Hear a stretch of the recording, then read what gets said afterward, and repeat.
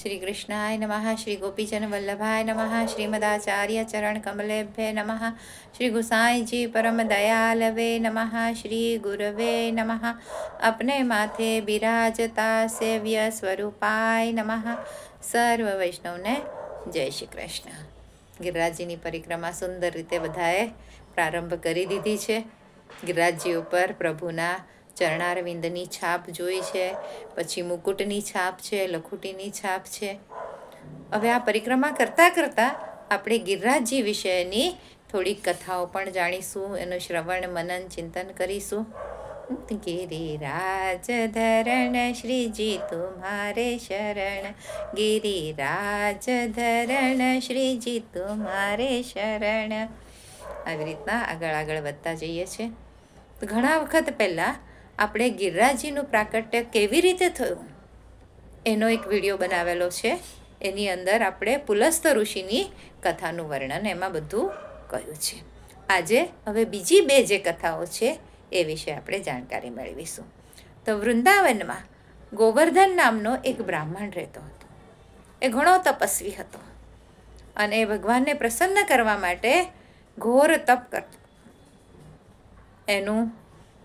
એટલે એની તપસ્યા જોઈ અને ભગવાન વિષ્ણુ પ્રસન્ન થયા અને વરદાન આપવા માટે ત્યાં પધાર્યા। વિષ્ણુ ભગવાને કહ્યું કે તારા તપથી પ્રસન્ન થયો શું? બોલ, તારે શું જોઈએ છે? ત્યારે ગોવર્ધન બ્રાહ્મણે કહ્યું કે આપના એટલે કે વિષ્ણુ ભગવાનને કહ્યું કે આપના બંને ચરણારવિંદ દબાવીને પછી મારા પીઠ પર એવી રીતે ઊભા રહો। એટલે વિષ્ણુ ભગવાન એના પીઠ પર ઊભા રહ્યા અને પછી એ બ્રાહ્મણે કહ્યું કે હવે હું તમને મારી પીઠ પરથી ક્યારેય નીચે ઉતારવા નહીં દઉં।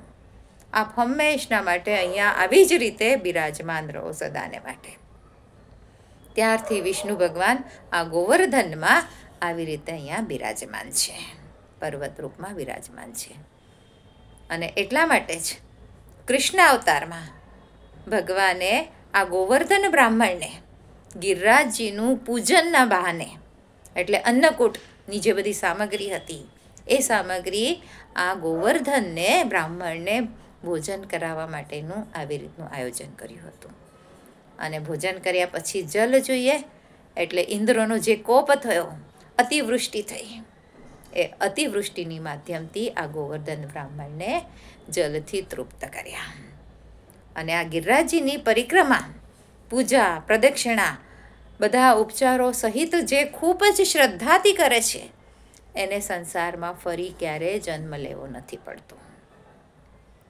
અને પદ્મપુરાણમાં બીજી એક કથા આવે છે કે એકવાર ઠાકોરજીએ અને નારદજી બંને વનમાં પધાર્યા અને ઠાકોરજીને તરસ લાગી એટલે નારદજીને કહ્યું કે જાઓ અને તમે ક્યાંકથી જલ લઈ આવો। એટલે નારદજી આમ જલાશય ક્યાં છે એમ શોધતા શોધતા આગળ ગયા તો ત્યાં સરોવરના પાસે બે તપસ્વી સાધુઓ તપસ્યા કરતા હતા અને એની બાજુમાં હાડકાઓનો ઢગલો પડેલો હતો મોટો। તો આ બધું જોઈને નારદજીને તો આશ્ચર્ય થયું અને નારદજી જલ લીધા વિના જ ઠાકોરજી પાસે આવ્યા અને જે કંઈક જોયું એ વિશે ઠાકોરજીને કહ્યું અને વિનંતી કરી કે આનો ખુલાસો કરો, આ છે શું?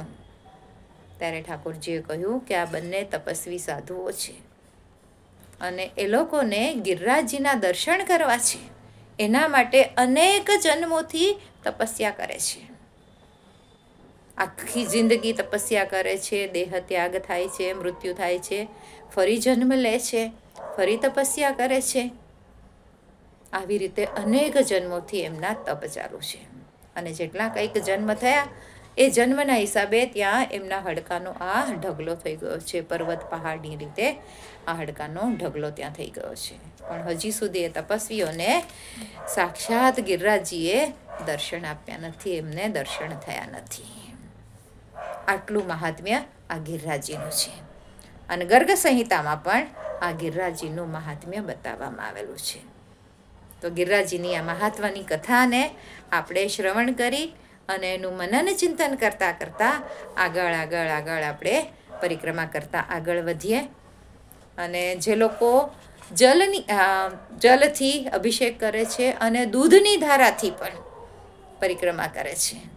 એવા બધા જ પરિક્રમા કરવાવાળા, દંડવતી પરિક્રમા કરવાવાળા બધા આગળ આગળ વધતા જાય છે. પછી ત્યાં સુંદર શિલા પાસે મહાપ્રભુજીની જે બેઠકજી આવી છે એ બેઠકજી વિશે આના પછીના વિડીયોમાં જોઈશું.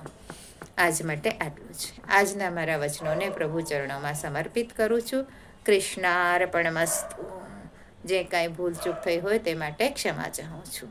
ગિરિરાજ ધરણ શ્રીજી તુમારે શરણ.